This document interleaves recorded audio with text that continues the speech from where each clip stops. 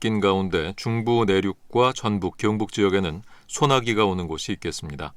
토요일인 내일은 전국이 대체로 흐리고 중부지방은 낮까지, 호남과 영남 내륙은 오후에 산발적으로 비가 오겠습니다.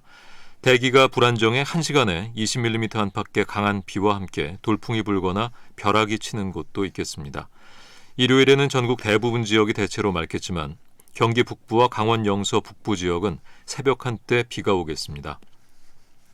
내일 아침 기온은 서울이 23도 등 전국이 20도에서 25도로 오늘과 비슷하겠습니다.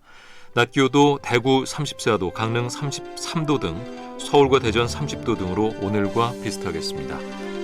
KBS 제1라디오 저녁종합뉴스 아나운서 전주리 이상협이었습니다.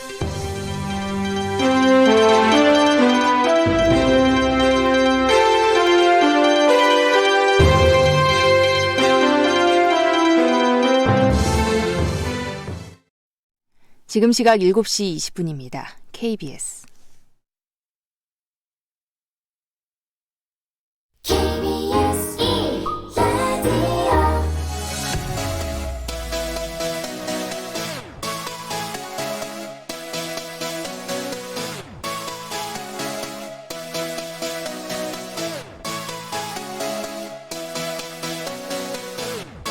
KBS 열린 토론.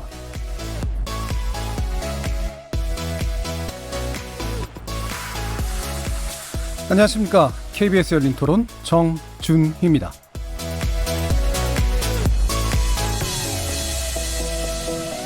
매주 이 시간은 금요일은 나설 차례, 나를 설득해봐 라는 코너로 함께 하는데요. 각자 입장만 전략적으로 던지고 마는 게 아니라 상대를 설득하기 위한 토론을 지향해 봅니다. 지난주 첫 시간으로 예비 정치인 세 분과 함께 했고요. 오늘은 현역 정치인 세 분과 함께 할 예정입니다. 국회는 말할 것도 없고 어지간한 정치 토론에서는 보기 어려운 내실 있는 토론의 장을 기대하면서 두 가지 주제를 토론 테이블에 올리고자 합니다. 먼저 한국당이 낙마 대상으로 거론한 조국 법무부 장관 후보자, 그리고 한상혁 방송통신위원회 위원장 후보자에 관련된 이야기를 나눠보려고 합니다. 그리고 또 이틀 앞으로 다가온 고 김대중 전 대통령 10주기를 맞아서 우리 정치가 지금 기억해야 할 것들 되짚어봅니다. KBS 열린 토론은 여러분들과 함께 만듭니다. 토론 주제에 관련된 의견도 좋고요. 오늘 토론에서 상대를 가장 잘 설득한 토론의 귀재는 누군지, 또 청취자분들은 누구에게 설득당하셨는지 메시지 남겨주십시오. 문자로 참여하실 분은 샵 9730 누르시고 의견 남겨주시면 됩니다. 단문은 50원, 장문은 100원의 정보 이용료가 붙습니다. KBS 모바일 콩, 트위터 계정 KBS 오픈을 통해서는 무료로 참여하실 수 있습니다. 청취자 여러분이 KBS 열린 토론의 주인공입니다. 날카로운 의견과 뜨거운 참여 부탁드리겠습니다. KBS 열린 토론, 금요일은 나설 차례, 나를 설득해봐. 지금부터 출발하겠습니다. 살아있습니다. 토론이 살아있습니다. 살아있는 토론, KBS 열린 토론. 토론은 라디오가 진짜입니다. 진짜 토론, KBS 열린 토론.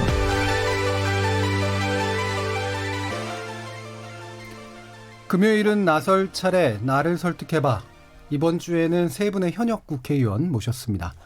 먼저 기동민 더불어민주당 의원 나오셨습니다. 네, 안녕하세요. 서울 성북을 출신 더불어민주당 기동민입니다. 반갑습니다. 자, 그리고 송원석 자유한국당 의원 나오셨습니다. 예, 안녕하십니까. 경북 김천시 출신 송은석입니다. 감사합니다. 자, 그리고 김관영 바른미래당 의원 나오셨습니다. 네, 안녕하세요. 전북 군산 출신 김관영 의원입니다. 자, 이렇게 면면을 보시면 아시겠지만 여의도 정치에서 가장 합리적이라고 평가받으시는 여야 정치인들이십니다. 상대방에 대한 설득, 그리고 청취자에 대한 설득이라는 아주 어려운 작업 오늘 부탁드려야 할 것 같네요. 이 시간은 영상으로도 함께 하실 수 있습니다. 유튜브에 들어가셔서 KBS 1라디오 또는 KBS 열린 토론을 검색하시면 지금 바로 저희들이 토론하는 모습 영상으로 보실 수 있습니다. 구독도 눌러주시고 의견도 많이 남겨주십시오. 생방송 놓치신 분들은 팟캐스트로도 들으실 수 있고 매일 새벽 1시에 또 재방송도 됩니다. 자, 이렇게 함께할 방법까지 안내해드렸고요. 금요일은 나설 차례, 나를 설득해봐 본격적으로 시작해보겠습니다. KBS 열린 토론. 자, 첫 번째 전반기 토론은 지금 이제 이슈가 되고 있는 이제 청문회에 관련된 이야기를 좀 나눠보려고 하는데요. 이번에 이제 8구 개각에서 지명된 장관과 여러 뭐 위원장 후보자들 7명에 대한 인사청문 요청안이 국회에 제출됐습니다. 여러분들이 이제 논의되는 가운데 사실 한국당이 낙마 대상으로 거론한 두 분이 있으시죠. 조국 법무부 장관 후보자 그리고 한상혁 방송통신위원장 후보자에 대한 이야기를 좀 나눠보겠습니다. 지금 이제 또 당사자이기도 하시니까요. 한국당에서는 왜 이 두 분을 낙마 대상으로 거론하고 있는지 이에 대해서 송원석 의원 의견 들어보겠습니다. 예, 지금 이번에 이제 개각을 실시를 했는데 그 조국 그 법무부 장관 후보자 같은 경우에는 이미 다 아시고 계시겠지만 무장 봉기를 해서 국가를 전복하겠다 이런 목표를 가졌던 산호맹 사건에 가담했던 전력이 있습니다. 거기다가 지금 최근에 언론 보도에서 계속 나왔었지만 전 재산보다 많은 75억을 사모펀드에 투자하겠다는 약정을 한 사례가 있습니다. 예. 그리고 거기에다가 꼼수 복직했던 폴리패스 예. 출신이고요. 거기에 또 위장 전입 의혹까지 지금 불거져 있는 상태입니다. 그 해운대에 있는 부동산 그 매매에 굉장히 의구심이 많다 하는 이야기도 지금 언론에 보도되고 있죠. 그래서 이런저런 상황을 볼 때 조국 후보자는 좀 적절치 않다. 특히 이번 문재인 정권이 들어서고 난 이후에 16명의 장관급 인사가 지금 청문회를 통과하지 못하고 임명이 강행됐지 않습니까? 예. 거기에서 검증을 담당했던 전 청와대 민정수석으로서 책임을 문재인 정권의 인사참사의 책임을 면할 길이 없는데 또 법무부 장관으로 지금 내정이 됐다는 사실 자체가 굉장히 문제가 많다. 이 상황을 볼 때 왜 조국 그 당시 민정수석이 16명의 장관 후보자를 봤을 때 별로 문제가 안 된다. 이렇게 봤겠느냐. 본인 스스로 그렇게 너무나 많은 문제가 있었기 때문에 다른 장관급 인사에 대해서 검증을 하면서도 이 정도는 뭐 나도 그런데 뭐 모두들 뭐 이 정도는 했겠지. 이런 그 잘못된 인식이 반로가 아닌가 이런 걱정이 됩니다. 그래서 이 부분에 있어서 조국 수석은 조국 법무부 장관 후보자는 적절치 못하다 이런 이야기고 한상혁 그 방송통신위원장 후보자의 경우에도 마찬가지로 지금 문제가 되고 있는 가짜 뉴스가 표현의 자유의 보호 범위 밖에 있다. 예. 이런 언급을 했어요. 그러나 이분이 자신의 석사기 논문입니다. 석사기 논문에서는 타율에 의한 규제는 규제 권한을 지닌 자유에 의해서 표현의 자유가 심대하게 침해될 수 있다. 이렇게 해서 표현의 자유를 굉장히 강조했던 분입니다. 예. 말이 바뀌었어요. 그래서 현재 공영 방송인 KBS와 MBC뿐만이 아니라 종편과 이제 유튜버까지 권력의 어떤 의지에 따라 가지고 규제하려고 하는 것이 아닌가 이런 국민적인 의구심이 있습니다. 그래서 선수로 뛰던 사람이 심판으로 나서는 이런 방송통신위원장 내정에 대해서는 반드시 막아야 된다. 그리고 자진 철회하는 것이 답이다. 이렇게 생각하고 있습니다. 예, 알겠습니다. 일단 두 분에 관련된 송건석 위원의 의견을 좀 들었고요. 뭐 제가 구체적으로 정리는 하진 않겠습니다. 이따가 또 사안을 좀 짚어볼 거기 때문에 여기에 대해서 이제 두 분의 생각을 일단 간단히 듣고 쟁점으로 좀 들어가 보도록 하겠습니다. 먼저 기동민 의원님. 예, 제 차례군요. 송은숙 의원님 되게 세시네요. 살살했습니다. 살살하신 거예요? 저는 조국 후보자나 한상혁 후보자 얘기하기 전에 이번에 인사청문을 치러야 될 분들이 7분인데 예. 최기영 후보자 등을 포함한 나머지 5분들에게 진심으로 축하드린다는 그런 말씀을 드립니다. 섭섭하실 것 같은데. 두 분에게 세간의 관심이 집중되어서 나머지 5분들의 훌륭한 이런 면모들이 부각되지 않을까 속이 적잖이 걱정되기도 하고요. 예. 그리고 그만큼 논란이 큰 것은 그만큼 국민적 관심이 집중되어 있다는 것이고 검찰개혁이나 사법개혁 그리고 방송개혁 이런 분들이 지금 이 시대의 화두이어서 저는 그렇다 이런 생각들이 좀 듭니다. 먼저 사실관계를 좀 이렇게 바로잡고 싶은데요. 그러니까 문재인 정부 들어와서 16명이 장관 인사청문을 통과하지 못했다 이렇게 말씀 주셨는데 어감의 차이일 수는 있지만 청문 보고서가 채택되지 않은 거죠. 예. 그러니까 뭐 통과의 기준 국회 본회의에서 표결을 하는 인사청문이 있고 이건 이제 보고서 채택 여부와 상관없이 검증 과정을 거치는 그런 부분들인데 오해가 있으실 것 같아서 그건 좀 바로 잡아드리고요. 산호명 문제라든지 뭐 사모펀드 문제, 폴리패스, 위장 전입 그리고 또 부동산 매매 이런 다양한 의견들을 주셨어요. 예. 일부에서 해명하고 있기도 하고 조국 후보자는 청문회 과정에서 소상하고 국민 여러분께 당당하게 소명하겠다 이렇게 얘기를 하고 있어요. 청문회는 그러라고 있는 거거든요. 예. 그러니까 정책적 능력을 검증하는 것이 우선이지만 국민들이 바라보는 것은 우리 고위공직자들이 좀 더 청렴하고 도덕적이었으면 좋겠다. 그 결정적인 비리는 좀 없었으면 좋겠다. 재산 형성 과정도 좀 투명했으면 좋겠다. 이런 국민적 물음이 있다고 저는 생각합니다. 그런 국민적 물음을 야당에서 대변하고 있는 것이기 때문에 그 물음에 대해서 그리고 여당 의원들의 정책적 추궁도 저는 만만치 않을 거라고 생각해요. 예. 그거에 대해서 조국 후보자가 성실하고 능력 있게 답변해야 될 의무가 있다 저는 이렇게 생각합니다. 다만 한 가지 좀 염려스러운 것은 포인트를 야당이 잘 잡아야 된다고 생각하는데요. 그러니까 산호맹 사건, 곧바로 색깔론을 연상시킬 수밖에 없다고 생각하거든요. 그래서 산호맹 사건에서 과연 조국 후보자가 어떤 역할과 활동을 했는지, 어떤 발언을 남긴 건지, 그 당시에 안기부 발표를 과도하게 원용하고 있는 것은 아닌지, 재판부의 판결문에 주목하고 있는 것인지, 그리고 그 당시의 시대적 엄혹함 이런 부분들도 같이 고려하면서 균형적인 시각으로 바라봐야 될 문제가 있다고 생각하고요. 참고로 조국 후보자는 엠네스티에 의해서 올해 양심수로 선정되었던 적도 있습니다. 그리고 이미 국민의 정부 시절에 사면복권이 되었고 이명박 정부 시절에는 민주화운동 공로자로 인정되기도 한 이런 측면들이 있기 때문에 좀 균형적으로 바라봤으면 좋겠다. 그리고 그런 것들이 해소가 되면서 왜 이 사람이 지금 검찰개혁 사법개혁의 적임자인 건지에 대해서 좀 같이 판단해 볼 수 있는 기회가 청문회가 되었으면 좋겠다고 생각하고요. 한상혁 후보자 말씀 나오셨습니다만 제가 한 말씀만 드릴게요. 지금 이제 옆에 김관영 의원도 나와 계신데 가짜 뉴스에 대한 근절 대책을 만들어야 된다고 법안이 최근까지 한 10개 이상이 나왔는데 예. 그중에 70% 내지 80%를 야당 의원님들이 다 내주신 거예요. 지금은. 예. 그래서 훨씬 더 처벌 조항도 세고요. 예전에 김성태 비례대표 의원님이시죠. 그분이 낼 때는 자유한국당에서 110명이 참여를 하셨어요. 가짜뉴스 근절해야 된다. 우리 당의 더불어민주당의 박광훈 의원 안보다 훨씬 더 세고 근본적인 의견들을 이렇게 주시는 상황들이 있습니다. 지금은 입장이 변하신 것인지 좀 알아보고 싶고요. 그런 청문회 과정에서 허위 조작 정보, 가짜 뉴스 근절이 왜 필요한 것인지, 표현의 자유와는 어떻게 근본적으로 구분될 수밖에 없는 부분들인지에 대해서 진지하게 고민해 볼 수 있는 그런 장이 청문회가 되었으면 그런 바람들이 있습니다. 예, 일단은 사법개혁의 문제 그리고 지금 가짜뉴스를 비롯한 언론 어떤 지형에서 어떻게 허위 조작 정보를 없앨 것인가라는 그런 문제, 이게 이제 관심의 대상으로 부각되고 있기 때문에 지금 쟁점이 되고 있다라고 일단 보시고 계신 것 같습니다. 자, 김관영 의원님은 예. 어떤 생각이신가요? 예, 그 조국 수석을 법무부 장관을 임명한 것에 대해서는 뭐 굉장히 관심이 많고 예. 국민적 관심도 많고 가장 큰 이슈가 되는 것 같습니다. 저는 사실 개인적으로 조국 수석의 민정수석 당시 사퇴를 촉구를 한 바가 있습니다. 예. 몇 차례에 걸쳐서.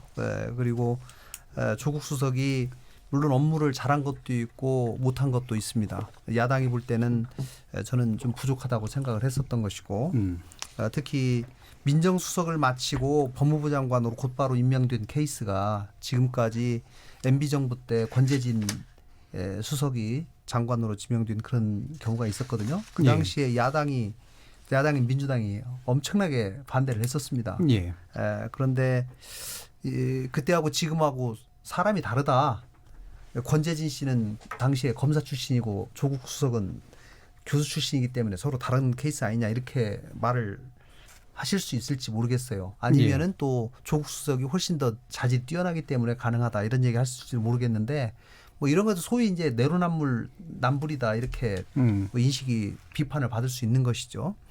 그다음에 이제 저는 조국 수석에 대한 뭐 아까 제기된 74억 사모펀드라든가 위장전입, 부동산 매매 이러한 도덕적 자질에 관한 문제는 저는 이제 언론에서 본격적으로 제기도 됐고 이제 검증 과정에 들어갔기 때문에 차차 진실이 밝혀질 거라고 봅니다. 다만 제가 두 가지 좀 말씀을 드리고 싶습니다. 산호맹 사건이요. 예.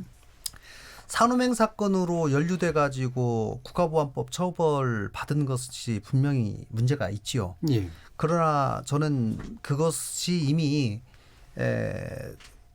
과거에 사면이 됐고 특히 이 보수당 정권인 MB 정부 때 민주화 운동으로 인정이 됐거든요. 예. 그렇기 때문에 이 부분에 관해서는 적어도 법적인 정치적인 평가가 이미 내려진 것이다. 그래서 이걸 가지고 다시 문제를 끄집어내 가지고 여기에 과거에 연루됐기 때문에 법무장관으로 자격이 없다. 이렇게 얘기하는 거는 저는 조금 논리적 비약이라고 보고요. 다만 이제 조국 수석이 법무부 장관이라는 자리는 다른 장관과는 달리 대한민국의 헌법적 가치를 가장 최일선에서 지켜야 되는 그런 자리이기 때문에 자신의 지금의 입장 또 본인 스스로도 20대 조국이 일부 비읍하고 부족한 점이 있었다라고 말씀을 한다면 뭐가 부족하고 지금은 그것에 대한 정확한 입장이 뭔지를 정확하게 청문회 과정에서 밝히고 이해를 구하는 것이 필요하다 이 생각을 하고요. 나머지는 이제 자질 문제입니다. 예. 자질에 관해서 아까 송원석 의원님 말씀 주셨는데 이제 제가 이 민정수석 당시에 민정수석은 기본적으로 인사검증이 가장 중요한 문제거든요. 당시에 지금 국회에서 인사청문 경과보고서가 채택되지 않은 채 임명된 고위공직자가 16명입니다. 그리고 후보로 지명이 됐지만 문제가 있어서 지명 처리하거나 낙마한 사람이 10명이에요. 지금 약 2년 한 3개월 정도 지났는데 이 정도의 인사 검증에 있어서 과오가 있다면 그것은 상당한 문제가 있다라고 보는 것이고요. 그다음에 이제 대통령께서 청와대에서 임명한 이유가 검찰개혁 적임자다 이런 얘기를 많이 하는데 검찰개혁이 이제 소위 두 가지죠. 검경수사권 분리 문제하고 공수처 설치 법안인데 이 두 가지에 관해서 당시 민정수석으로서 어느 정도 역할을 한 것은 저는 있었다고 봅니다. 평가할 만한데 지금은 이것이 국회로 이미 넘어와서 국회에서 논의 중이거든요. 그렇기 때문에 이 일을 해야 될 사람이 이 우리 조국 수석뿐이냐. 저는 한 가지 더 말씀드린 것은 이제 그 SNS를 통해서 적어도 수석은 듣는 자리다. 그리고 대통령을 보좌하는 사람은 조용한 지근거리에서 충고를 하는 그런 자리라고 저는 보는데 주로 SNS 활동을 통해서 주로 이 편가르기 식의 그런 활동들을 많이 했어요. 현실적으로 본인은 뭐 그렇지 않았다고 얘기할지 모르지만 그 결과가 대부분 다 그런 내용들이었기 때문에 이런 식의 사고를 가지신 분이 법무장관을 제대로 잘 수행할 수 있을까라고 하는 그런 걱정이 있습니다. 그래서 저는 자질면에서 좀 적절하지 않다 이렇게 생각합니다. 알겠습니다. 지금 일단 그 한상혁 후보자에 대해서는 이따 그러면 좀 더 말씀을 하시는 걸로 하고요. 조국 후보자에 대해서 이제 몇 가지 쟁점 논의를 좀 해볼 텐데 일단 뭐 상당 부분이 이제 입장이 얘기가 됐기 때문에 몇 개만 잘라서 이제 얘기를 해야 될 것 같은데 지금 이제 김광영 의원도 방금 말씀하셨습니다만 산호맹 문제라든가 이런 것들은 물론 후보자 본인이 현재 어떤 법무부 장관으로서 어떤 입장을 가지고 있는가를 밝힐 필요는 있으나 일단 법적 제도적으로는 이미 완결된 부분이기 때문에 이 부분을 가지고 다루는 건 좀 문제가 있지 않느냐라는 의견도 좀 주셨단 말이에요. 이 부분은 어떻게 홍 의원님 어떻게 보십니까? 송 의원님. 예.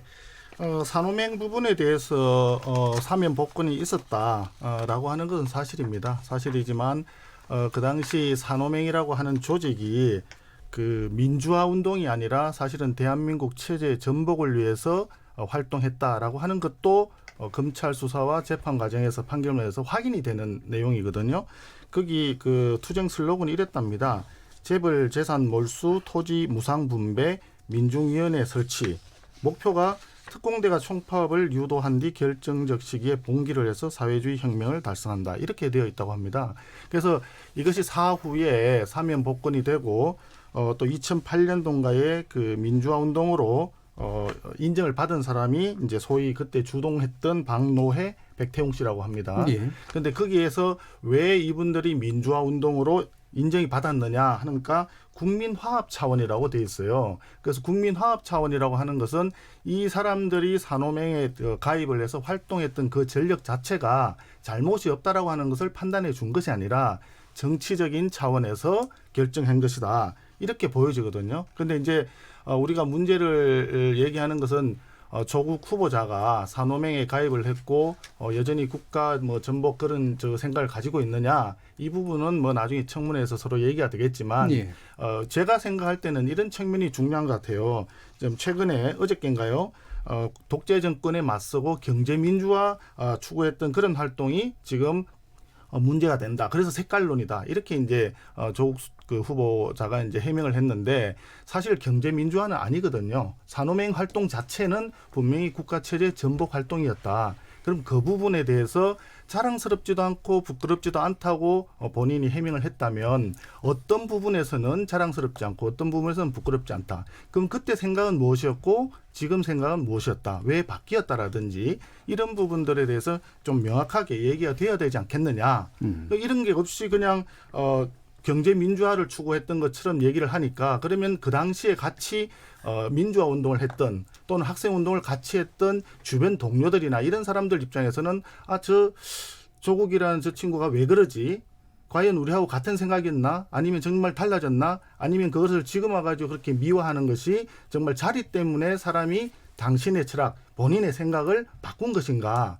이런 이야기를 할 수가 있습니다. 그래서 그런 부분들에 대해서는 좀 정확하게 해명이 돼야 된다 하는 점을 말씀드리고요. 오늘 우스갯소리가 하나 있는데 이거 한 말씀 좀 드렸으면 어떨까 싶습니다.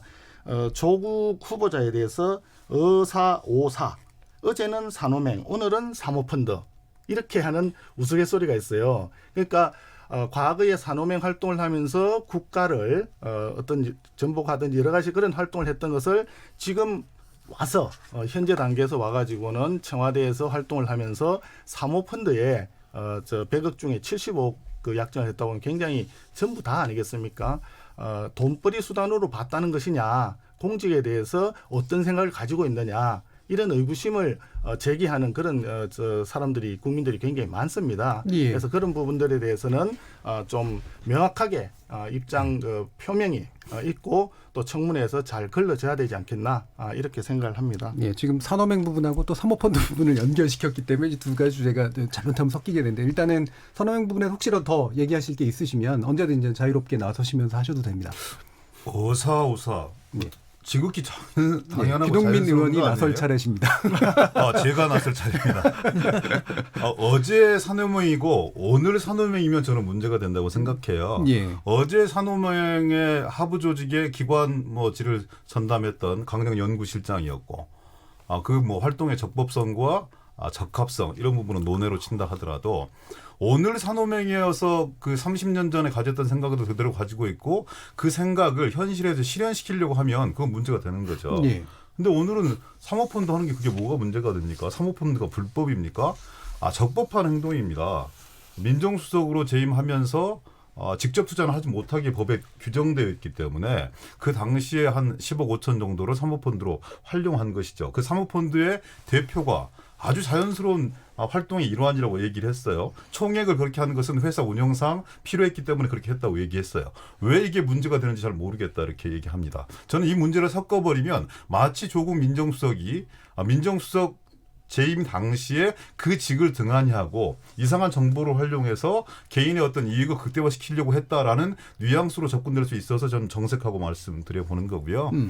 저는 과거에 어떤 생각을 가졌는데 지금 내가 어떤 생각을 가지고 있다. 차분하게 잘 설명할 수도 있는 것이지만 그걸 강요해서는 안 된다고 생각합니다. 사람은 양심의 자유가 있어요. 철학의 자유가 있고 사상의 자유가 있는 문제입니다. 마치 어떤 자리에 새로 가면 과거에 너는 이런 생각들을 가지고 있었기 때문에 예전에 네 생각이 뿔구죽죽했기 때문에 지금 어떻게 파래졌는지 양심 고백해야 된다. 고해성사해야 된다. 이렇게 말씀 주시는 것도 일종의 저는 폭력이라고 생각하거든요. 자연스럽게 해명할 수 있고 변화 과정들을 강제할 수 있는 얘기할 수 있는 기회가 있을 것이다. 다만 그것을 뭔가 어떤 이 중요한 자리에 가고 있기 때문에 너희들이 속도 이렇게 뭔가 파랗게 변했다는 것들 보여줘야 된다 이렇게 얘기하는 건 역시 저는 좀 조심스럽게 접근할 필요가 있다는 생각이 드는 거고요.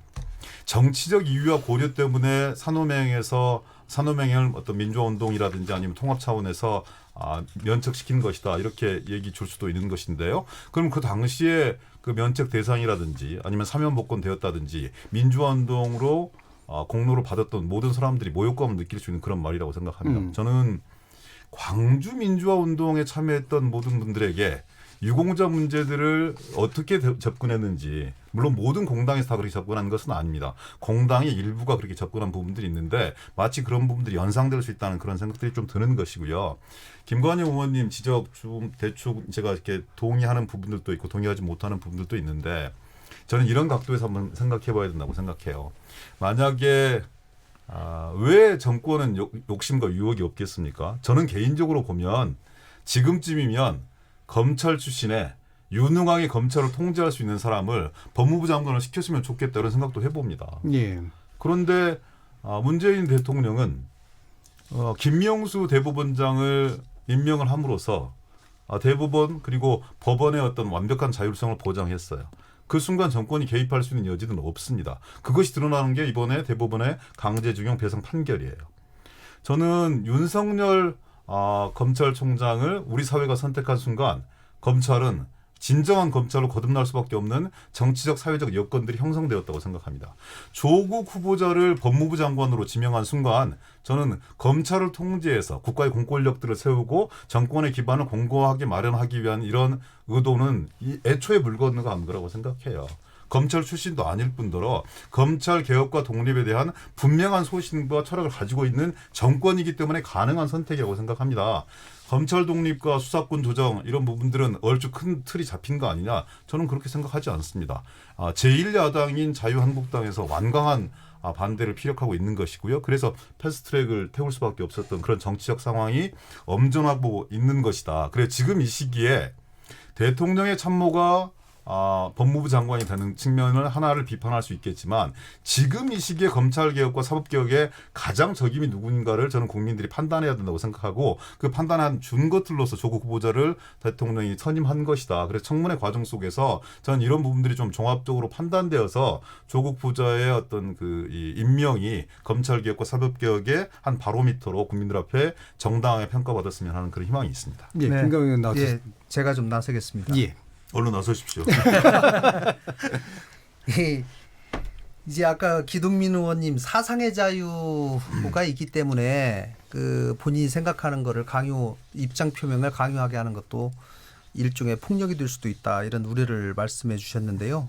조국 후보자는 이제 법무부 장관 후보자지 않습니까? 네. 그렇기 때문에 법무부 장관 후보자라고 하면 본인이 법무부 장관으로서 가져야 될 자질이 무엇이고 또 앞으로 법무부를 책임지고 어떻게 앞으로 이끌어 나갈 것이다라고 하는 입장을 밝히는 과정에서 당연히 과거의 준법에 관한 문제 또 이 산호맹에 관한 문제가 분명히 사법적으로 과거에 사면은 됐습니다만은 사면은 됐지만 또 그 이전에 분명히 법적으로 단죄가 됐기 때문에 거기에 관여한 그런 문제들에 대해서 본인의 입장을 정확하게 그동안 어떤 과정을 통해서 그다음에 지금의 본인의 생각, 국가관 또 이런 것들에 대한 명확한 입장을 밝히는 것이 그건 당연한 국민의 도리다. 또 국민의 대표기관인 국회에서 청문회에 임하는 당연한 태도라고 생각을 하고요.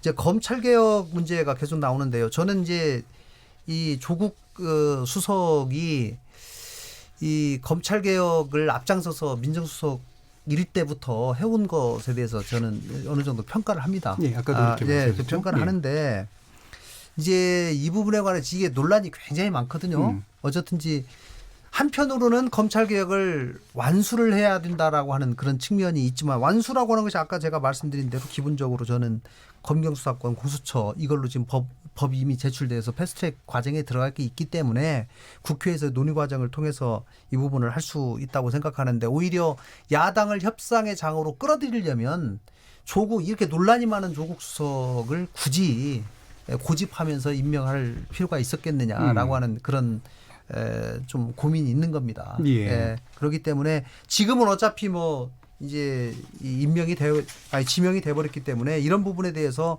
청문회 과정에서 충분히 검증이 돼야 될 거라고 생각을 하고요.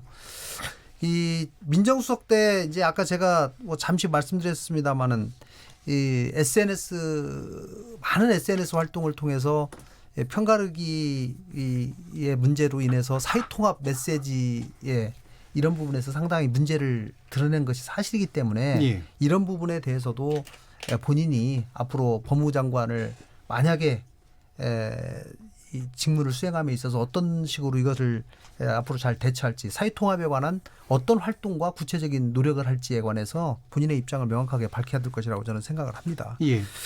제가 아까 이제 한상혁 방통 후보자 간단하게 저는 말씀을 안 드렸는데요. 간단하게 한 말씀 드리겠습니다. 허위 조작과 관련된 소위 가짜 뉴스에 관해서 이제 지금 상황에서는 국회에서 이 법안을 정확하게 심사해서 도대체 우리가 처벌해야 되는 가짜 뉴스의 범위를 어떻게 정할 것인가라고 하는 것을 입법의 영역으로 이건 논의를 해서 처리해야 될 문제라고 생각을 하고요. 다만 이 실제로 집행의 최전선에 있는 방통위원장께서는 이 표현의 자유와 이 가짜뉴스의 이 경계 이 부분에 관해서 상당히 좀 신중한 태도를 취할 필요가 있다. 특히 제가 오늘 한국기자협회 편집위원회에서 발표한 그 말을 들으면 가짜뉴스 규제가 입법이나 행정 조치와 같은 겉옷을 입는다 하더라도 권위주의 정부의 유언비어 차단과 근본적으로 다를 수가 없다라고 한 이 말에 주목을 하고 예. 앞으로 방통위원장으로서는 이 부분에 관한 좀 더 심도 깊은 고민과 또 대처가 필요하다 저는 이렇게 생각합니다. 송은석 의원님 말씀 주시기 전에 SNS 관련해서 한마디가 제가 나왔습니다. 제가 조금만 쓸게요. 한 30초. 안 그래도 제가 여쭤보려고 했습니다. 예. 저는 예전에 어떤 이 시사 프로그램 나가서 그런 말씀을 드린 적이 있어요. 조국 수석 당시에 SNS 활동들을 대단히 활발하게 하고 때로는 좀 공격적인 언사들이 진행되고 있는 부분들에서 어떻게 평가하느냐 이런 부분들이 한 측면이 있습니다. 대통령의 참모가 그림자이고 비서인데 너무 과도하게 자기 의견들을 피력하는 거 아니냐 그런 부분들이 국민 통합에 저해될 수도 있다는 따가운 비판과 반론들이 있습니다. 근데 한편으로요. 예전에는 민정수석 부르면 무소불위의 권력을 휘두르는 2인자였잖아요. 사실상. 예. 대통령의 뜻을 대리해서 검찰과 권력기관들을 통제할 수 있는 그런 힘이 있었습니다. 국정원 IO 수천 명이 다 그 직을 상실함으로써 사실상 정보 기능들을 차단했고요.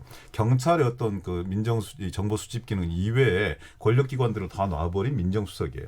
그러니까 국민과 직접 상대로 해서 국민들을 상대로 해서 소통하는 것 이외에 다른 권력기관을 동원할 수 있는 이 방법과 수단이 저는 예전과는 다르게 전혀 없다고 생각하거든요. 예. 그런 과정에서 불가피하게 시대적 흐름들을 보면서 선택하는 게 SNS라고 생각을 해요. 그래서 이제 저는 그렇다고 하더라도 이런 이 여의도의 진흙탕 싸움에 좀 끼어들지 않았으면 좋겠다. 여의도 진흙탕 싸움은 우리 당에서 국회의원들이 알아서 하겠다 이렇게 말씀드린 적이 있는데 시대적 환경이 좀 달라진 가운데 대통령 참모의 어떤 이 활동 방식의 변화 측면에서 바라봐야 되고 그런 측면에서 평가돼야 될 측면들도 같이 있는 것이다. 저는 이렇게 말씀드리고 싶습니다. 예.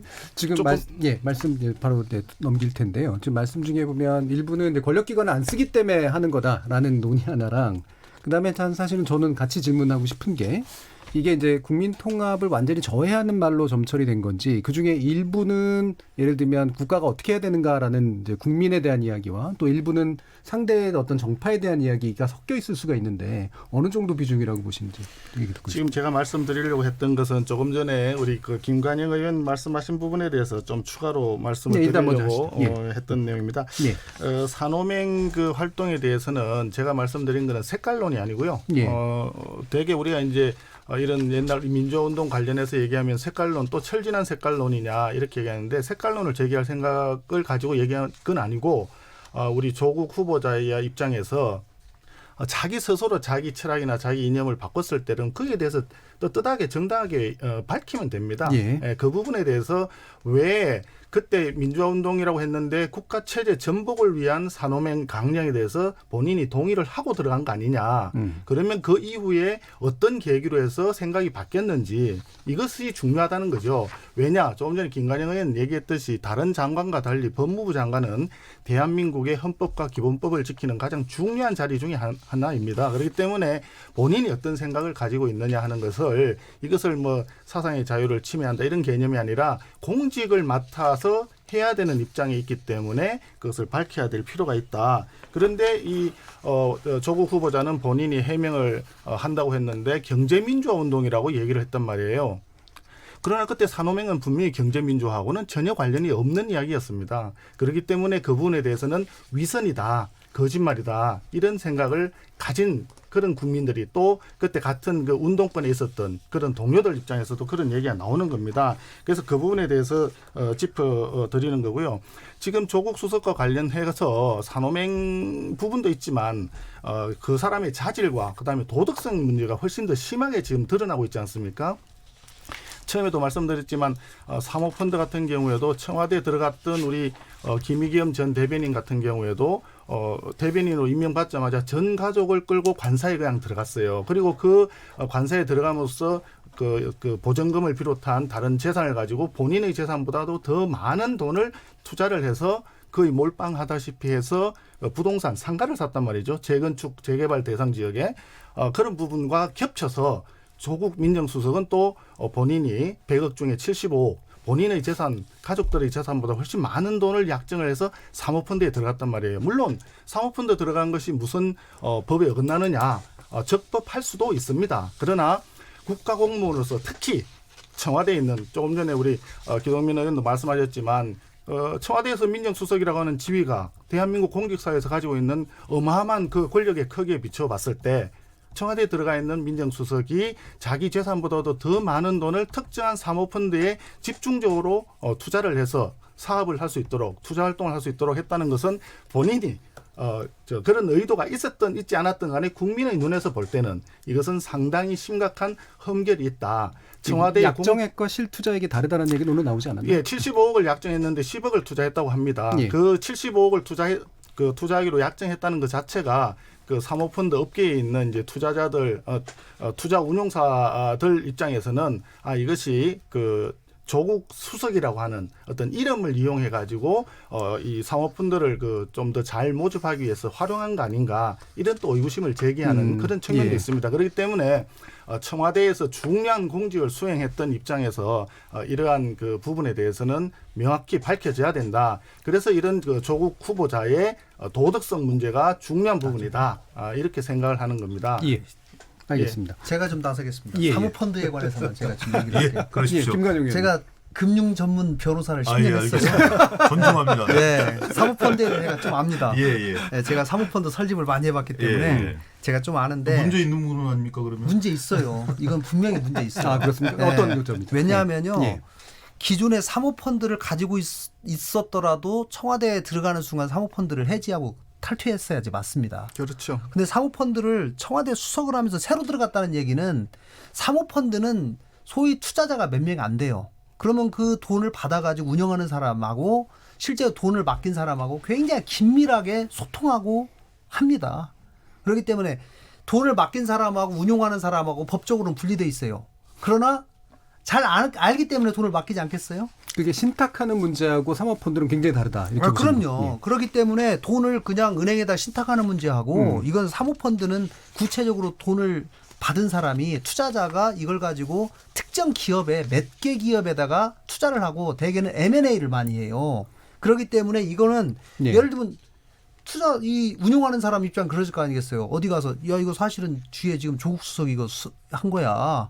그러면은 M&A를 하는 사람이나 당하는 사람이나 다 영향을 받을 수가 있고요. 예, 방금 시작하신 부분인 거죠. 충분히 예. 그럴 수 있고 그다음에 또 특히 조국 수석 입장에서도 본인은 그렇지 않지만 10억이라는 돈, 그 이상의 돈을 만약에 맡겨놨다면 그 돈이 잘 되게 하도록 사모펀드가 잘 되도록 도와야 될 그런 생각을 당연히 가질 거예요. 그렇기 때문에 만약에 그 회사가 어디다 투자한다고 했을 때 그 회사가 여기저기서 계약을 한다든가 뭐 한다고 할 때 수주한다고 할 때 내가 좀 도와서 그 회사가 잘 되게 해야 되겠다라는 유혹을 충분히 받을 수 있는 그런 사안이기 때문에 형식 자체가 그렇다는 예, 거죠. 그렇기 때문에 그런 일들을 실제로 했는지 안 했는지 여부를 떠나서 예. 민정수석이라는 자리에 있어서는 이건 해서는 안 되는 일을 한 거예요. 예. 도덕적으로. 기동민 의원님. 예. 제가 좀 나서 보겠습니다. 예. 전문가가 아니에요. 예, 예. 적절했느냐, 적절하지 못했느냐 예. 여기에 대한 판단이라면 예. 적절하지 못했다 이런 부분들에 대한 지적이란 받아들이겠어요. 예, 예, 예. 근데 불법적인 것이냐, 합법적인 예. 것이냐 예. 그 영역은 분명히 해야 된다고 생각하는 것이요. 예, 예. 8억 5천 정도를 가지고 있던 거를 이제 민정수석을 수행하기 때문에 판 거잖아요. 적법한 예. 행동인 거죠. 예. 그리고 그 돈을 묵혀 있을 수가 없어서 이러이러한 지적을 말씀을 주셨지만 법이 허용한 틀 내에서의 간접 투자를 사모펀드로 진행을 한 거예요. 예. 은행에다 그게- 정기예금 맡았어야죠. 그러니까 그거는 이제 그러니까 불법 합법의 문제하고 그럼요. 그렇죠. 적절하냐 도덕성의 적절하지 문제. 못했느냐를 우선 가르자는 것이고 예. 은행의 정기획을 맡았어야 된다라는 것은 또 김관우 의원님의 판단이에요. 이제 국민들이 판단하리라고 생각하고 저는 그런 이 적법과 합법, 탈법, 편법 이런 기준선들을 잘 구분해서 국민들한테 설명할 수 있어야 되는 거고 조 후보자 스스로가 청문회 과정 속에 저는 잘 해명해야 된다고 생각해요. 하나 또요. 산호맹 판결문을 한번 제가 간략하게만 말씀드려볼게요. 송인석 의원님께서 말씀 주셨으니까. 송은석입니다. 송은석. 근데 이게 경상도 사투리하고 조금 달라서. 아까 어사우사도 제가 약간 헷갈렸어요. 저는 사회자님을 따랐습니다. 죄송합니다. 예, 송 의원님. 그 2심 판결문에 따르면 조국은 사회주의 이론이 갖고 있는 일면의 장점을 인정하기는 하나 이에 대해서 절대적 가치를 부여하지는 아니하며 비합법적인 비밀, 전위적 조직적 활동이나 폭력적 혁명 방법에 의한 사회개혁은 지금에 와서는 더 이상 가능하지도 적절하지도 않고 있다고 생각하고 있다. 다시 말해 산호맹이 폭력수단을 준비했을 수는 있으나 적어도 사회주의 과학원과 조국 후보자가 속했던 그 기관입니다. 조 후보자는 이에 대해 회의적이었다는 게 재판부의 판단이에요. 그러니까 적어도 어찌 보면 정권의 결이 다른 엄혹한 시절에 2심 재판부가 내린 사법적 판단이거든요. 제가 보기에는 전형적으로 조 후보자 이런 얘기 들으면 기분 나빠할지 모르는데 뭐 사상에 대한 어떤 확신범이라든지 이런 것보다는 고민 많은 지식인의 일단은 저는 이런 판결문에서 유추해 볼 수 있다고 생각합니다. 이런 건 동의해요. 법무부 장관 후보자이기 때문에 지금의 생각이 어떤 것인지 그리고 과거에 어떤 판단과 가치 기준 속에서 그런 행동들을 한 것인지에 대해서 국민들에게 적절하게 소명할 필요가 있다. 저는 이런 부분에 대해서는 부정할 생각은 추호도 없습니다. 그만큼 그것이 중요한 자리이기 때문에. 그렇지만 말로는 색깔론이 아니라고 그러면서 전 송 의원님처럼 지적을 주시면 얼마든지 받아들이겠는데 그 당의 대표님께서 주시는 말씀은 저는 공안식 검사의 시각에서 한치도 벗어나지 못하고 있어서 제가 지금 우리 당 걱정을 해야 되는데 그 당 걱정할 필요까지는 없겠지만 별로 대중적 공감과 설득을 얻기가 어려운 화법이다. 어려운 접근법이다. 이런 차원에서 말씀을 좀 드리는 거고요. 다시 말씀드립니다. 사모펀드라든지 아니면 위장 전입에 대한 의혹의 문제라든지 그리고 부동산 매매에 대한 문제라든지 이건 분명하게 지금 청문회를 준비하면서 말씀을 준비하고 있다고 국민들께 보고를 드렸고 그런 과정 속에서 깨끗하게 해소될 것인지 아니면 심각한 흠결로 이 오류로 남을 수 있는 문제인지에 대해서는 저는 시간들을 두고 판단해봐야 되는 그런 문제라고 이 이슈에 생각합니다. 대해서는 송 의원님이 한 번 더 나서시는 정도까지만 제가 한 번만 더 말씀드리겠습니다. 조금 전에도 말씀드렸지만 사모펀드 관련해 가지고 이제 적법이냐 불법이냐 적정하냐 적절하지 않느냐 이제 얘기를 하는데 법에서 사모펀드를 할 수 있도록 또는 규제하지 않는다는 건 있을 수 있습니다. 그 부분을 얘기하는 건 아닙니다. 그러나 늘 이제 인사청문회를 하면서 우리가 얘기하는 것이 뭐냐면 공직을 수행하는 사람은 다른 일반인이 할 수 있는 것보다 도덕적 기준이 훨씬 높다, 훨씬 강하다. 더군다나 이제 청와대에 민정수석이라고 하는 직위에 있는 사람은 더더군다나 다른 공무원보다도 훨씬 더 강화된 도덕적 기준을 준수할 그런 자기 마음가짐이 있어야 되고 또 행태가 그래야 된다 하는 게 일반적인 국민의 시각 아니겠습니까? 그런 측면에서 이건 잠깐 궁금한 건데요. 그러니까 국회의원하고 물론 장관 후보자는 다릅니다만 국회의원님들도 사모펀드에 투자하는 사람이 있을까 이런 궁금함이 또 갑자기 드네요.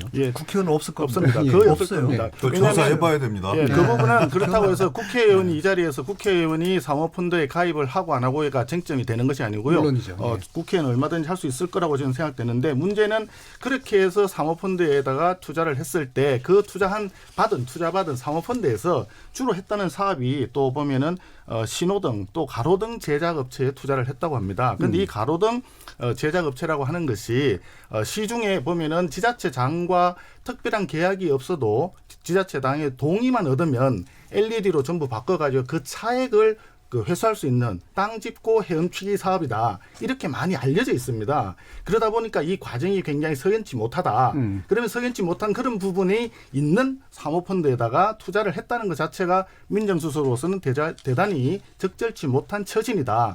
이런 이야기고요. 마찬가지로 지금 부산의 해운대 있는 아파트 매매 있지 않습니까? 그 부분도 지금 현재로 보면 왜 이혼한 남동생의 부인이 임대인으로 돼 있고 실질 소유자는 그 조국 후보자의 부인 정모 씨다. 이런 이야기들이 나와 있거든요. 그런데 거기에 대해서도 시중에 나오는 이야기들은 그것이 그 조국 후보자의 부친이 사업을 하다가 돌아가셨는데 그때 채무 면탈을 위해서 남동생 부부가 위장으로 이혼한 것 아니냐. 이러한 또 의구심들이 한간에 소문이 있어요. 이런 부분들이 그 당시에 조국 후보자가 해명을 좀 해줘야 될 필요가 있는 그런 사항이다. 이렇게 그 보여집니다. 부분은 계속해서 나오는 부분인데 도덕성에 관련된 것들은 확실히 이제 후보자가 실제로 이제 밝혀야 되는 그런 식의 영역들로 일단은 좀 요약을 하고요. 한 말씀만 보태면 지자체 전봇대 사업 땅 짓고 헤엄치기라고 그러는데 왜 손실이 났을까요? 뭐 그것도 이제 궁금합니다. 가봐야 되는 문제라고 생각합니다. 자, 어느 한 일면만 가지고 단정할 수 있는 문제가 아니라는 걸 말씀드린 겁니다. 그리고 그런 문제를 제기하는 거죠. 시중에 그런 이야기가 한상익 있다. 방통위원장 얘기를 좀 해야 되는데 이게 한 마디씩만 지금 하셔가지고요. 지금 이제 가짜 뉴스 문제가 결국 핵심인데 그 얘기는 넘어가고 이제 청문회 제도 개선 얘기하고 빨리 넘어가야 될 것 같은데요. 진행은 사회자가 하는 겁니다. 지금 시간이 없어요. 오늘. 제가 청문회 원내대표 하면서 제가 패널 할까요? 청문회 자기가 하고 싶은 얘기만 하는 게 아니에요. 청문회 지금. 제도 개선 이거 아주 심각하거든요. 네, 제가 볼 때는 김관영 의원님의 제기가 좋은 제기인 것 같습니다. 왜냐하면 사실은 저 그 얘기를 하고 싶었는데 한상혁 의원, 그러니까 방통위원 후보자에 대해 혹시라도 못한 얘기가 있으신가 싶어서 일단 했고요. 만약에 정말 그런 의견이시라면 청문회도 정말 바꿔야 될 때는 아닌가라는 얘기에 대해서 반드시 나눌 필요가 있을 것 같아요. 김관영 의원님이 먼저 말씀 주셔야 될 것 같아요. 야당 입장에서 청문회 100번 해봐야 대통령님이 기왕 임명하면 그만이거든요. 이거 사실 어떻게 개선할까라고 하는 것이 지금 가장 큰 화두고요. 그다음에 청문회에서 주로 정책 질의를 제대로 못하고 도덕성 검증 내지는 인신공격에 주로 집중되다 보니까 이것을 분리하자. 이런 얘기가 많이 있어요. 그래서 이것도 빨리 제도 개선을 해야 됩니다. 지금 국회 운영위원회에 많은 법들이 올라와 있는데 이거 빨리 사실 머리 맞대고 해야 되는데 여야 간 원내대표 간 합의를 여러 번 했어요. 이거 제도 개선하자고 아직까지 안 되고 있습니다. 원내대표 하실 때 힘드셨죠? 네, 정말 이거 빨리 해야 돼요. 빨리 해야 되고 다만 청문회 후보자들이요. 제가 쭉 지켜보면은 자료 제출을 끝까지 미룹니다.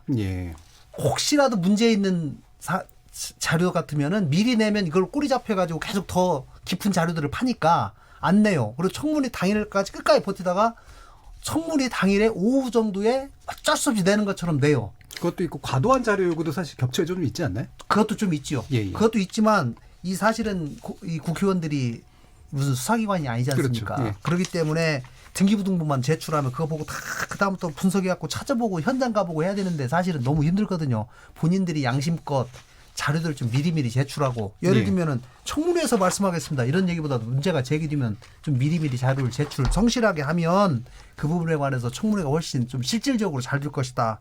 이런 생각을 합니다. 저도 기동민인데요. 잠깐만 요약하고 가겠습니다. 그러십시오. 그러니까 지금 일단 제도 개선이 필요하다는 측면에 대해서는 이제 계속해서 동의하시는데 일단 국회가 견제할 수단이 적다라는 것과 대신 또 지나치게 도덕성 검증이나 이런 것들에 목매어서 흠집내기가 돼버리는 그 문제도 개선돼야 된다라는 입장이시잖아요.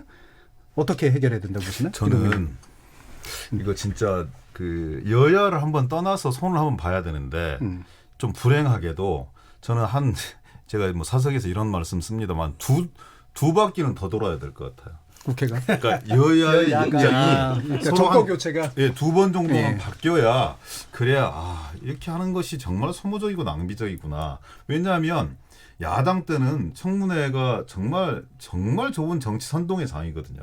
저희들도 그렇게 했습니다. 그래서 예전에 그 뭐 5대 이 기준 불가 판정 이거 만들어낸 게 민주당 원내대표였던 박지원 대표가 중심이 돼서 만들어냈던 거거든요. 그만큼 대단히 국민들을 상대로 해서 정권의 취약성과 그리고 해당 당사자들의 부도덕함 이런 부분을 폭로할 수 있는 선전의 장이기도 했죠. 그리고 실제 그것에 따라서 출렁거리기도 했어요. 그러니까 야당은 어떤 생각을 하냐면 인사청문 대상을 좀 더 확대해야겠다. 많이 늘려서 이런 공간들을 더 많이 가져야겠다. 기회를 가지니까. 이런 생각을 합니다. 김대중 정부 때 생겨난 거거든요. 2000년도에. 근데 이제 여당이 딱 되지 않습니까? 그럼 어떤 생각을 하냐면 웬만하면 자료 제출도 정보도 좀 통제하고 대상도 좀 축소하는 이런 걸로 좀 나아가야겠다. 안 그러면 사람을 뽑아 쓸 수가 없다. 지금 이렇게 너덜너덜 되어버리니까 사람들이 나서서 청문회 장에 쓰기를 꺼려합니다. 실제로 장관 나서시려는 분이 많이 없어요. 왜냐하면 그분들이 처음부터 내가 장관이 되어야겠지 하면서 이렇게 뭔가 금신하고 정말 이렇게 설선수범하면서 세상을 살아오기 어려웠던 측면도 있고요. 또 한 측면에서는 세상에 사람들이 바라보는 공직자에 대한 가치 기준 자체가 과거와는 비교할 수 없을 정도로 높아진 측면들이 그렇죠. 있거든요. 예.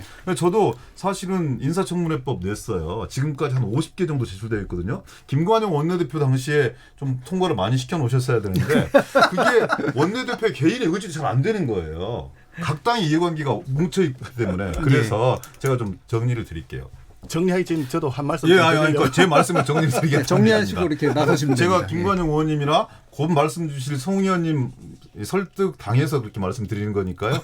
정말 이건 그 진지하게 해법들 모색을 해야 돼요. 예. 그래서 미국처럼 거기는 정책 검증과 도덕성 검증이 다른 거잖아요. FBI, 국세청 모든 권력기관의 세무조사, 세무 자료라든지 아니면 모든 증명서를 다 볼 수 있다고요. 근데 우리 같은 경우는 중간에 볼 수 있는 게 정보 동의서에 근거한 자료, 세평 그런 거. 그리고 아주 제한적인 잡권의 정보 이외에는 아무것도 볼 수가 없지 않습니까? 그건 비공개로 진행하는 네, 거죠. 그래서 저는 뭔가 이렇게 두 바퀴 돌기 전에, 두 텀 돌기 전에 이거는 20대 국회에서 늦었는지 어땠는지 모르겠지만 최선을 다해보고 뭔가 새로운 전기들을 만들어야 된다. 여기에 대해서 저는 여야 국회의원 공히 동의할 수밖에 없는 그런 사안이라고 생각합니다. 송 의원님. 예, 제가 좀 말씀드리겠습니다. 지금 두 바퀴를 더 돌아야 한다고 했는데 여당의 대표하고 계신 모 의원님께서는 뭐 20년 또는 50년 장기 집권을 말씀하셨는데 얼마나 더 세월이 흘러야 된다고 말씀하시는 건지 이해가 잘 안 되네요. 입장이 바뀌어봐야 안다. 그걸 부정하셔야지 왜 존중을 하십니까? 아니, 그래서 제가 기동민 의원 말씀에 동의한다는 이야기를 드리려고 했던 거고요. 예. 청문회 제도가 바뀌어야 된다고 하는 부분에 대해서는 다들 그 같은 생각일 겁니다. 같은 예. 생각인데 여기서 우리가 짚어봐야 될 부분이 있죠. 짚어봐야 될 부분이 있는 게 지금 MB 정부 때 17명이 그 인사청문회 청문 보고서 없이 이제 임명했다. 이렇게 돼 있고, 근데 이번 정부 들어서서 벌써 16명이 이걸 했지 않습니까? 그만큼 지금 후보자를 어떤 후보자를 내정하느냐, 지명하느냐 이것이 가장 중요한 부분인 것 같아요. 예. 지난 대선 과정에서 우리 문재인 당시 대통령 후보께서 공약에 그 공직 배제 5대 기준 했지 않습니까? 그 5대 기준을 했는데 1기 내각을 하다 보니까 그 5대 배제 기준에 두세 가지라도 걸리지 않으면 후보자가 안 되는 거예요. 그러다 보니까 중간에 지금 우리 이슈가 되고 있는 조국 후보자가 민정수석을 하면서 기준을 바꿨지 않습니까? 예. 그러니까 7대 배제 기준을 하면서 기준 날짜를 2005년인가 그 이전에 있었던 거는 불문에 붙이고 그 이후 것만 가지고 한다라든지 이런 식으로 기준을 좀 항목은 7가지로 늘리지만 기준은 완화시켰죠. 그러나 그럼에도 불구하고 그 이후에 개각을 하면서 장관 후보자들이 제대로 된 후보자들이 없었어요. 7대 기준에 또 다 해당이 됐단 말이에요. 그러니까 오히려 공직 배제 기준이 아니라 이번 정부에서 공직을 맡을 수 있는 자격 요건이다. 이렇게 생각을 하는 국민들도 있지 않습니까? 그래서 중요한 거는 여기 합당한 중립적인 객관적인 그리고 도덕적으로 괜찮을 수 있는 사람을 먼저 뽑는 게 그런 후보자를 내정하는 후보자 게 내정 중요하다. 과정 자체가 중요하다. 그렇습니다. 예. 그게 제일 중요하고 그 일을 하는 것이 민정수석이기 때문에 민정수석의 역할이 정말 그분에 있어서는 정말 객관적으로 중립적인 입장에서 잘 해야 된다. 한번 보십시오. 최근에 와서는 우리 김관영 의원도 잠깐 언급을 하셨습니다만은 장관 후보자들한테 자료를 요청하면요. 자료 요구하면 아예 내지를 않습니다. 자료 자체가 오질 않아요. 그러다 보니까 이게 국회의원이 특히 야당 국회의원이 조사권이 있는 것도 아니고 그렇다고 힘도 있는 것도 아니고 하니까 자료를 확보하지 못하니 그냥 뜬구름 잡는 식의 어떤 청문회밖에 될 수 없고 그러다 보니까 국민의 눈에는 아니 뭐 별로 알고 있는 것도 없고 확보된 것도 없으면서 청문회를 저렇게 뒷다리 잡기 식으로 하느냐 이런 또 모습이 비춰질 수밖에 없거든요. 대표적인 지난번 장관 청문회 할 때 그런 일들이 많았습니다. 자료가 굉장히 부실하거나 아예 제출하는. 후반기 토론을 좀 해야 되니까 제가 간단하게만. 예, 그래서 결론적으로 말씀드리면 일단은 자격 요건이 될 만한 그중에서는 괜찮은 분을 내정하는 것이 가장 중요하다. 예. 그리고 제도 개선에 대해서는 우리가 정치권에서 힘을 모아서 앞으로 어떤 방향으로 갈지. 왜냐하면 이게 있잖아요. 정책 그 검증 부분 하는 거하고 그다음에 개인의 신상 부분을 두 개를 나누어서 공개 비공개 이렇게 한다라든지 하는 부분이 예. 그렇게 현실적으로 가능할지 부분도 있습니다. 왜냐 예. 정책 업무를 하다 보면 그것이 또 개인의 문제하고 연결되는 부분들이 꽤 많이 발생을 하거든요. 실제로는. 그래서 그런 부분들도 어떻게 하는 것이 합리적인가 하는 부분은 추후에 다시 한번 논의를 해야 되지 않을까 이렇게 생각합니다. 알겠습니다. 뭐 이 부분도 더 많은 얘기가 필요하긴 합니다만 뒤에서도 또 간단한 토론들이 필요하고 중간에 또 의견을 들어봐야 되기 때문에 청취자 의견을 듣는 순서를 해야 될 것 같습니다. 금요일은 나설 차례 나를 설득해봐 집중 포화의 대상이 된 두 후보자에 관련된 이야기 나눠봤고요. 정해진 결론으로 그냥 흠집내기와 방어로 그냥 싸움이 되는 그런 방식이 아닌 새로운 전기를 마련해 보길 기대해 봅니다. 여러분들께서는 KBS 열린 토론과 함께하고 계십니다.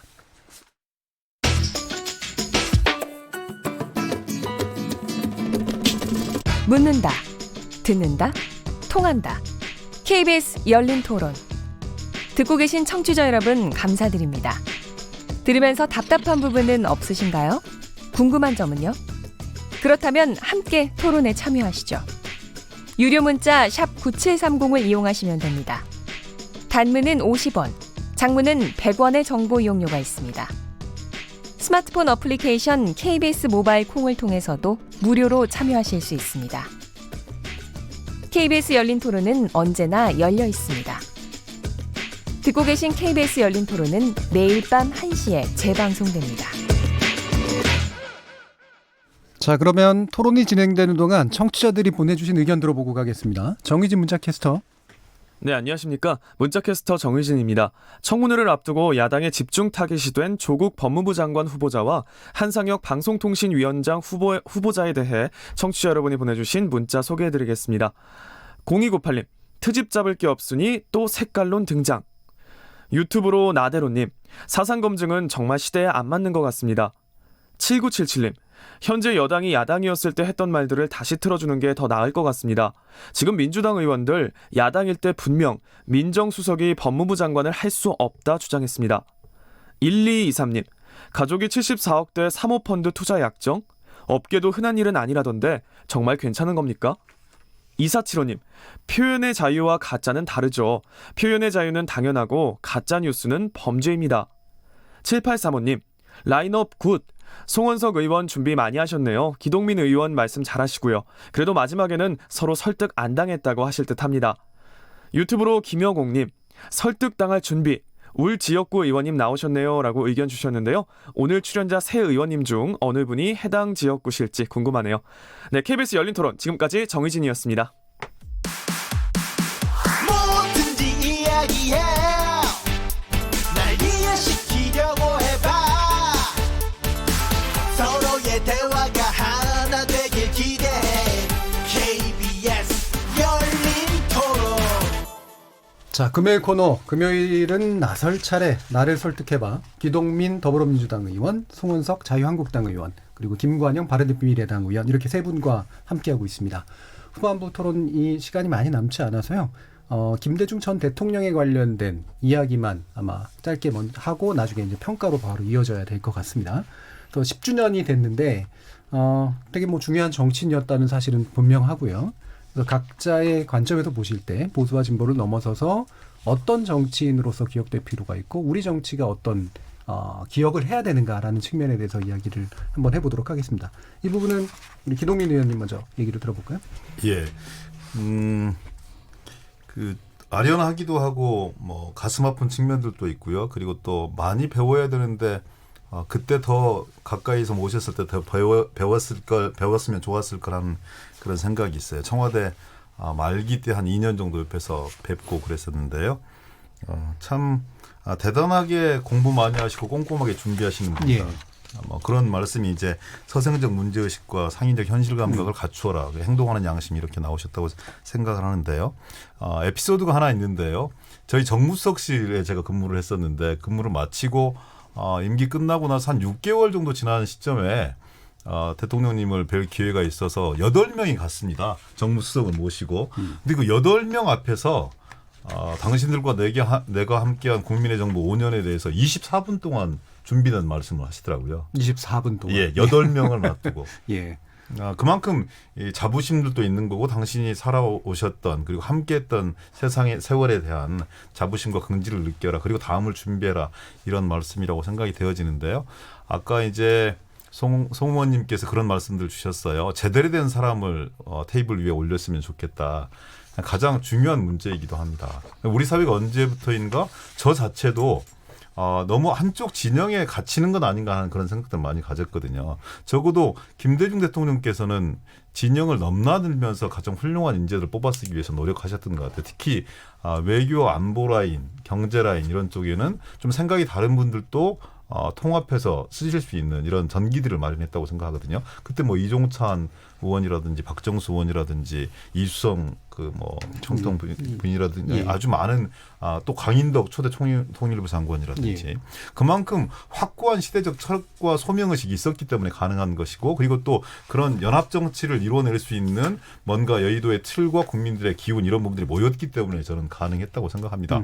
노무현 대통령 역시 대연정까지 추진하려고 했었던 분이고요. 박근혜 전 대통령 통일부 장관까지 고민하셨던 분 아니겠습니까? 문재인 정부 내에서도 야당 의원들을 좀 같이 이렇게 써보자라는 그런 움직임과 노력이 있지만 뭔가 지금의 정치적 구조와 상황 속에서는 잘 안 되고 있는 것 같아요. 저는 우리 대한민국 자원을 총력으로 좀 끌어올릴 수 있는 그런 우리의 전기들이 필요하다. 집권 여당부터 좀 그렇게 해야겠다. 그리고 또 야당에게도 진실한 협조를 구하는 것이 한중관 아니 이 미국과 중국과의 관계들도 그렇고 한일 무역 제재로 인한 갈등들도 그렇고 주변 여권 북미 관계들도 그렇고 대단히 힘들고 어려운 시기지 않습니까?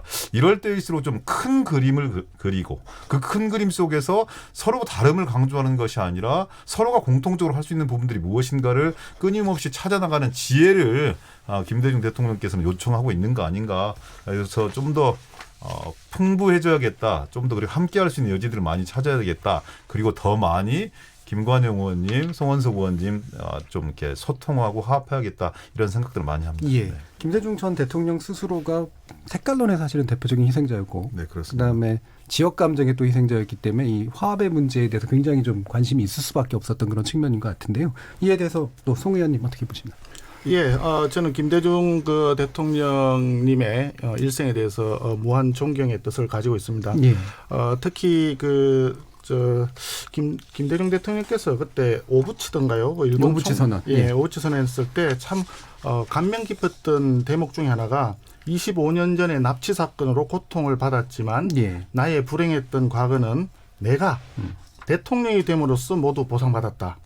일본의 책임을 묻지 않겠다. 이런 말씀을 하셨어요. 이런 부분이 정말 일본은 우리를 식민 지배를 했는데 거기에 대해서 반성하고 사과하는 입장을 밝히고 대신에 우리는 화해와 용서로 해서 화합해가지고 과거에 매이지 않고 미래로 나아갈 수 있도록 했습니다. 그래서 사실 그때 이제 일본에 한류가 전파된 굉장히 중요한 계기가 됐지 않습니까? 그래서 지금 조금 전에 큰 정치라는 그런 표현을 썼었는데 일부 국민들의 반대가 있고 반발이 있을 수 있겠지만 미래를 향해서 또 국익을 위해서 판단을 하고 정말 실용주의적인 그런 판단을 해주는 것이 정말 정치 지도자 입장에서는 굉장히 중요하다. 이렇게 생각을 합니다. 지금 최근에도 이제 한일 간의 그런 경제 전쟁이라는 상황까지 와 있는데 정치 지도자들이 어떤 반일 감정이라든지 이런데 우리가 너무 좀 부추긴다든지 어떻게 보면 또는 방조하는 것도 사실은 적절치 않다. 한 발 뒤로 물러서서 냉정하게 정말 대한민국의 국익 측면에서 어떻게 하는 것이 좋은가 이런 쪽에서 우리가 좀 김대중 당시 대통령의 큰 뜻을 우리가 좀 본받아야 되지 않겠나. 이렇게 생각합니다. 김종필 전 총리가 예를 들어서 65년도에 한일 한일협정을 했고 또 우리 김대중 대통령께서 문화 개방을 해서 일본의 노래와 일본의 음식과 애니메이션이 우리 한국에 들어오고 이런 판단을 했다고 해서 그분들이 친일파다 이런 건 아니지 않습니까? 예. 그래서 우리가 정말 큰 정치적인 측면에서 우리가 바라봐야 되고 앞으로 향후에 현재까지 우리가 이제 대한민국이라는 나라가 1948년 8월 달에 이제 건국하고 난 이후에 지금 70여 년 지났지 않습니까? 향후에 우리가 100년, 1000년 대한민국을 끌고 가기 위한 그런 밑바탕을 우리가 가져야 된다. 그래서 지금까지 단군 이래 가장 최고로 우리가 잘 살고 있는데 지금부터 선진국으로 더 가고 우리가 세계를 이끌어갈 수 있는 그런 큰 그림을 그릴 수 있도록 그런 큰 정치의 뜻을 우리가 좀 후배 정치인 입장에서 좀 본받아야 되지 않겠나 이런 생각입니다. 자, 김경은 의원님. 앞에서 두 분이 다 좋은 말씀 해주셔가지고 제가 재선 의원은 원래 그럼에도 불구하고 더 좋은 얘기 하는 거예요. 그럼에도 불구하고 두 분이 말씀하신 것 중에 더더욱 경청해야 할 만한 일들을 현 시점과 관련해서 제가 경제와 외교 안보 분야에 대해서만 좀 말씀을 드리겠습니다.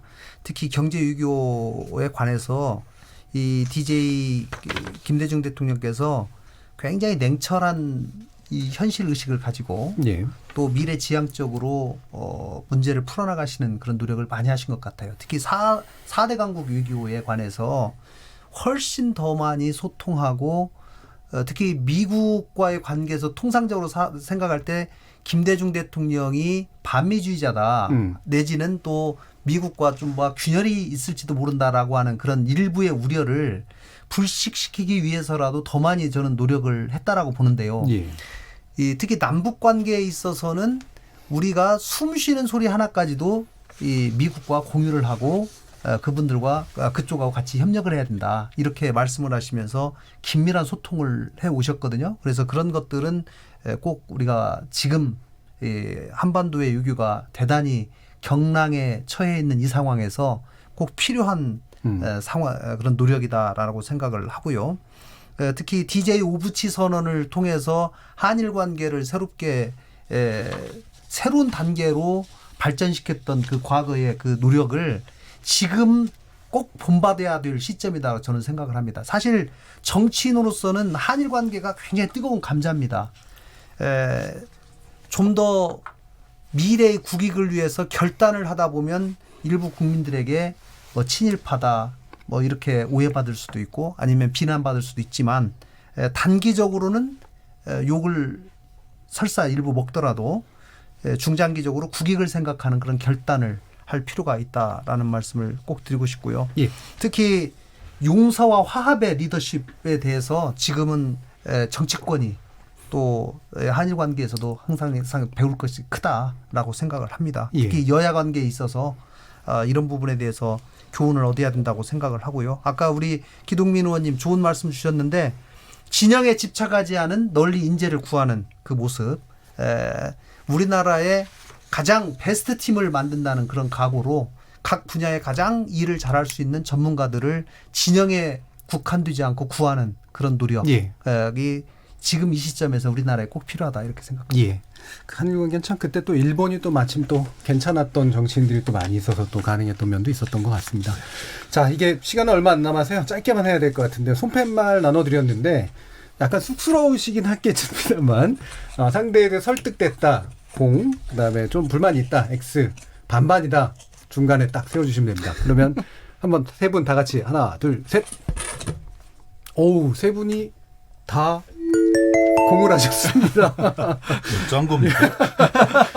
이제 시간이 얼마 안 남았습니다만 약 한 뭐 30분, 30초 정도로 왜 그런지 어떤 부분을 설득당했는지에 대해서 한번 의견 들어보죠. 기동민 의원님. 저는 견해가 다른 부분이 많이 있었습니다. 그리고 마지막에 국가를 위한 충심 속에서 대일 관계를 어떻게 풀어나갈 것인가에 대한 지도자의 용단 이런 부분들 현격한 견해 차이가 있죠. 근데 견해 차이가 중요한 게 아니거든요. 그 차이를 넘어서는 소통과 대화 그리고 공통 분모를 어떻게 뽑아낼 거냐. 그런 과정에서의 공론은 통일되어 나갈 수 있다고 생각합니다. 전적으로 그 첫 번째 역할은 집권 여당이 해야 될 일입니다. 저희들이 가끔씩 저희들이 아니라 제가 강팍하고 그리고 또 여기 나와서 날선 단어로 저는 뭐 야당을 공격할 수도 있다고 생각합니다. 그렇지만 진짜 이 처음 지어먹은 마음처럼 국민들과 함께하고 국민들을 위한 정치가 무엇인지에 대해서 두 분 재선 의원님, 그다음에 송원석 선배 의원님 잘 모시고 진중하게 고민하고 경청하는 그런 계기로 잘 삼도록 노력하겠습니다. 송 의원님. 사실 조금 전에 기동민 의원님 말씀하셨지만 생각이나 의견이 다른 부분이 많이 있는데 그럼에도 불구하고 정치를 하는 게 국회의원이라고 하는 입장에서 정치를 한다는 것이 국익을 생각하고 국가를 생각하고 국민을 생각해야 대한 자리이고요. 그런 점에서 오늘 두 분께 굉장히 많은 것을 좀 배웠고 또 역시 오늘 하루도 보람된 하루였다 하는 생각합니다. 특히 기동민 의원님 정부 여당의 입장에서 좀 말씀하시는 게 정말 마음에 들었는데요. 생각이 다르지만 원래 인심은 곳간에서 난다고 합니다. 정부 여당이 모든 것을 다 가지고 있는데 오늘 이 자리에서 기동민 의원께서 야당 의원을 공박을 할 수도 있었겠지만 예. 그런 부분보다는 서로 좀 이해를 하고 설득하고 소통하려고 하는 노력에 대해서 저는 굉장히 좋았다 예. 하는 그런 생각이 듭니다. 그래서 예. 저는 동글뱅이 알겠습니다. 예. 했습니다. 김관영 의원님 짧게만 부탁드립니다. 예. 예, 그 기동민 의원님, 뭐 개인적으로는